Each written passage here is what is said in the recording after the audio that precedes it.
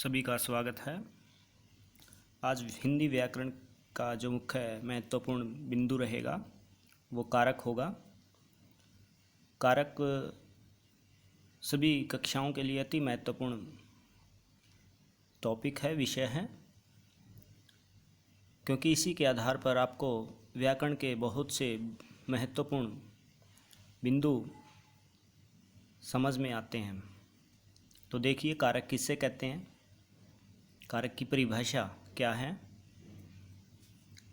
संज्ञा या सर्वनाम के जिस रूप से वाक्य के अन्य शब्दों के साथ उसका यानी संज्ञा और सर्वनाम का जिस रूप से वाक्य के अन्य शब्दों के साथ, एक वाक्य है उसमें संज्ञा होता है, सर्वनाम होता है, कर्म होता है और क्रिया वगैरह होता है, तो उसका जो संबंध है संज्ञा या सर्वनाम के साथ जो संबंध सूचित होता है उसे कारक कहा जाता है। कहने का अभिप्राय दूसरे शब्दों में देखिए, संज्ञा या सर्वनाम के जिस रूप से उनका यानी संज्ञा और सर्वनाम का क्रिया से संबंध सूचित हो, यानी क्रिया जो भी है, जो भी काम है, क्रिया से जो भी संबंध बनता है उसकी जो सूचना मिलती है उसे उस रूप को कारक कहते हैं। तो ये दो परिभाषाएं आपने देखी और इनको समझने के लिए आप देखिए, इन दो परिभाषाओं का अर्थ हुआ कि संज्ञा सर्वनाम के आगे जब ने, को, से आदि विभक्तियां लगती हैं, द्वारा, में, पर, ये सब विभक्तियां होती हैं, ये जब लगती हैं तब उसका रूप कारक कहलाता है। ऐसे ध्यान देंगे आप। देखिए आगे उदाहरण, एक लघु परिभाषा में भी इसको आप लिख सकते हैं। छोटी सी परिभाषा, संज्ञा सर्वनाम को क्रिया से जोड़ने वाले चिन्ह अथवा परसर्ग ही कारक कहलाते हैं। वे चिन्ह जो संज्ञा सर्वनाम को क्रिया से जोड़ते हैं, जैसे रामचंद्र जी ने खारे जल के समुंदर पर बंदरों से पुल बंधवा दिया। अब यहाँ पे देखिए, रामचंद्र जी ने समुद्र पर बंदरों से पुल संज्ञाओं के रूपांतर हैं यानी बदलाव हैं, जिनके द्वारा इन संज्ञाओं का संबंध बंधवा दिया। ये जो क्रिया है बंधवा दिया, इस क्रिया के साथ सूचना मिली है कि किन परसर्ग या विभक्तियों द्वारा इसका संबंध रामचंद्र जी जो एक संज्ञा है, संज्ञा के साथ कैसे संबंध बना है।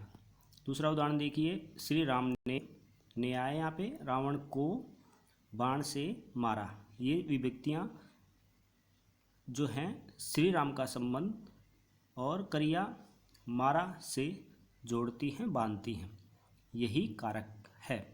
कोई भी परिभाषा जो आपको उचित लगे लिख सकते हैं। कारक के प्रकार चलते हैं। कारक के जो भेद हैं वो 8 हैं संख्या में। कर्ता कारक, कर्म कारक, करण कारक, संप्रदान कारक, अपादान, संबंध, अधिकरण और संबोधन। अंत में है संबोधन। देखिए लास्ट में संबोधन। कारक की विभक्ति व चिन्ह। कारक की पहचान जो है इन चिन्हों या विभक्तियों से होती है। देखिए, जैसे कर्ता जो काम करता है उसको बोलते हैं, काम करने वाले को कर्ता। चिन्ह होता है ने, जैसे राम ने, तो कर्ता के साथ यानी जो सब्जेक्ट होता है उसके साथ ने का प्रयोग ज़्यादा होता है। चिन्ह विभक्ति इसकी प्रथमा मतलब पहली है, पहला भेद है, पहली ही इसकी विभक्ति होगी, चिन्ह होगा। कर्म को ये लिख लेंगे आप, करण से या के द्वारा काम को क्रिया का साधन जो होता है। संप्रदान के लिए को, अपादान से अलग होने का अर्थ, संबंध का के की रारेरी अधिकरण में पर संबोधन हे हरे।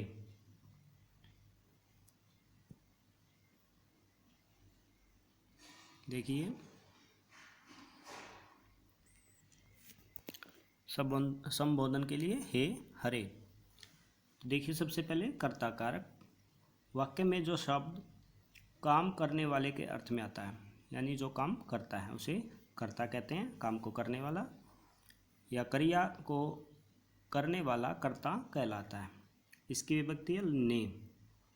मोहन खाता है। अब देखिए यहाँ पे मोहन काम करता है, कई बार विभक्ति नहीं होती। जैसे मनोज ने पत्र लिखा तो ने यहाँ पे आया है, यहाँ पे मनोज करता है, लेकिन यहाँ पे मोहन खाता है तो ने विभक्ति अपने आप ही इसमें इसका मतलब शामिल मानेंगे, हालांकि यहाँ पे नहीं है, लुप्त है।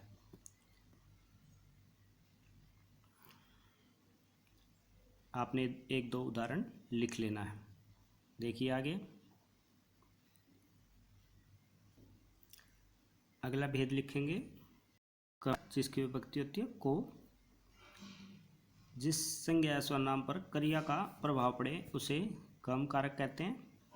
दूसरे शब्दों में बोलेंगे, वाक्य में क्रिया का फल जिस शब्द पर पड़ता है उसे कर्म कारक कहते हैं। जिस शब्द पर फल पड़ता है यानी उसका प्रभाव पड़ता है। जैसे माँ बच्चे को सुला रही है, ये उदाहरण है। इस वाक्य में सुलाने की जो क्रिया है उसका प्रभाव किस पर पड़ रहा है, बच्चे पर, इसलिए यहाँ को विभक्ति का प्रयोग हुआ तो ये हुआ कर्म कारक।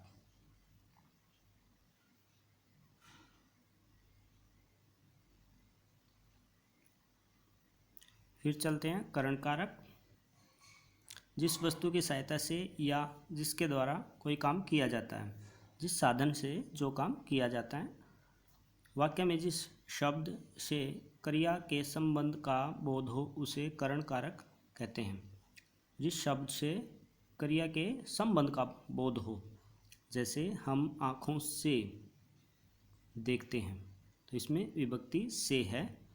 इस वाक्य में देखने की क्रिया है जो वो आँख की सहायता से होती है, इसीलिए से याद रखेंगे। राम ने रावण को बाण से, तो यहाँ पे बाण से, तो यहाँ वहाँ पर भी करण कारक विभक्ति है तो वहाँ पर भी करण कारक होगा। ऐसे कुछ अन्य उदाहरण आप अपनी किसी भी नोटबुक हेल्प बुक से लिख सकते हैं। संप्रदान कारक, जिसके लिए कोई क्रिया की जाती है, यानी जो भी काम किया जा रहा है वो किसी न किसी के लिए किया जाता है, उसे संप्रदान कारक कहा जाता है। दूसरे शब्दों में जिसके लिए कुछ कहा जाए, जिसको कुछ दिया जाए, इसका बोध कराने वाले शब्दों के रूप को संप्रदान कारक कहते हैं। जैसे इसकी विभक्ति को या के लिए, मुख्यतः के लिए होती है। शिष्य ने अपने गुरु के लिए सब कुछ किया, यहाँ पे के लिए। गरीब को धन दीजिए, यानी गरीब को धन दीजिए, गरीब के लिए धन दिया जा रहा है तो यहाँ पे के लिए छुपा हुआ है। वह अरुण के लिए मिठाई लाया, तो यहाँ पे के लिए विभक्ति का प्रयोग है तो संप्रदान कारक होगा। आगे चलते हैं अपादान कारक।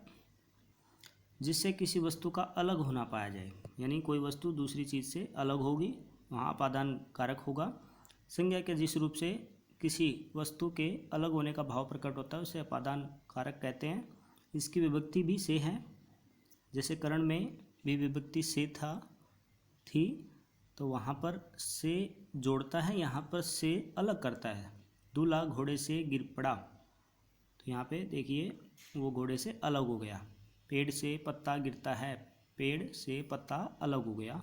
ऐसे उदाहरणों से हमें पता चलता है कि वहाँ चीज़ अलग होने का भाव प्रकट करती है, अतः वो अपादान कारक होगा। आगे है संबंध कारक। जिस शब्द के जिस रूप से संज्ञा सर्वनाम के साथ संबंध का ज्ञान हो, एक दूसरे का संबंध पता लगे। दूसरे शब्दों में संज्ञा या सर्वनाम के जिस रूप से किसी अन्य शब्द के साथ संबंध या लगाव प्रतीत हो उसे संबंध कारक कहते हैं। इसकी विभक्तियां जो हैं वो हैं का, के, की इत्यादि। राम का भाई आया है, देखो राम का भाई, सीता का भाई आया है, कुछ भी कहें आप। मोहन का भाई आया है, तो यहाँ पे मोहन राम सबका संबंध किस भाई से जो है का के साथ दिखाया गया है।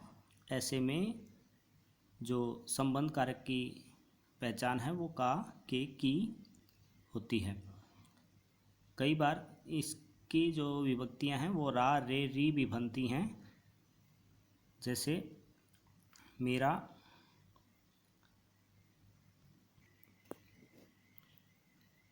मेरा लड़का, मेरी लड़की, मेरी पुस्तक, अपनी लड़की, अपने लड़के, ऐसे में भी आपका संबंध कारक होगा।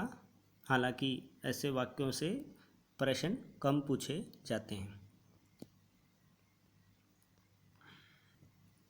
आगे है अधिकरण कारक। शब्द के जिस रूप से क्रिया के आधार का ज्ञान हो, याद रखेंगे, क्रिया का आधार पता लगे, या दूसरे शब्दों में क्रिया या आधार को सूचित करने वाली संज्ञा सर्वनाम के स्वरूप को अधिकरण कारक कहते हैं। इसकी विभक्ति है में और पर, ये याद रखेंगे। विशेष रूप से आपको विभक्तियां याद रखनी है। मोहन मैदान में खेल रहा है, इस वाक्य में खेलने की क्रिया किस स्थान पर हो रही है? मैदान पर। तो यहाँ पे पर जो है इसमें छुपा हुआ है, लुप्त है। दूसरा देखिए उदाहरण, मनमोहन छत पर खेल रहा है, छत पर, यहाँ पे पर आया है, तो इसमें भी अधिकरण कारक है। अंत में संबोधन कारक, इसकी पहचान हरे, हे आदि विभक्तियों से होती है। जिन शब्दों का प्रयोग किसी को बुलाने या पुकारने में किया जाता है उसे संबोधन कारक कहते हैं। संज्ञा के जिस रूप से किसी के पुकारने या संकेत करने का भाव हो उसे संबोधन कारक कहते हैं। हे, हरे जैसे उदाहरण देखिए, हे श्याम इधर आओ, अरे तुम कहाँ जा रहे हो, ऐसे उदाहरणों से अरे, हे श्याम, ये शब्द आपके संबोधन कारक की विभक्तियां हैं, चिन्ह हैं। आज का जो महत्वपूर्ण टॉपिक था इतना ही। आप थोड़ा लिखें, लेकिन जो आपको समझ में आता है साफ लिखें और इसको स्मरण रखें, याद रखें, ताकि आने वाली जो भी महत्वपूर्ण बिंदु आपसे चर्चा की जाएगी वो आपको सही ढंग से समझ आ सके। धन्यवाद। आज के लिए इतना ही।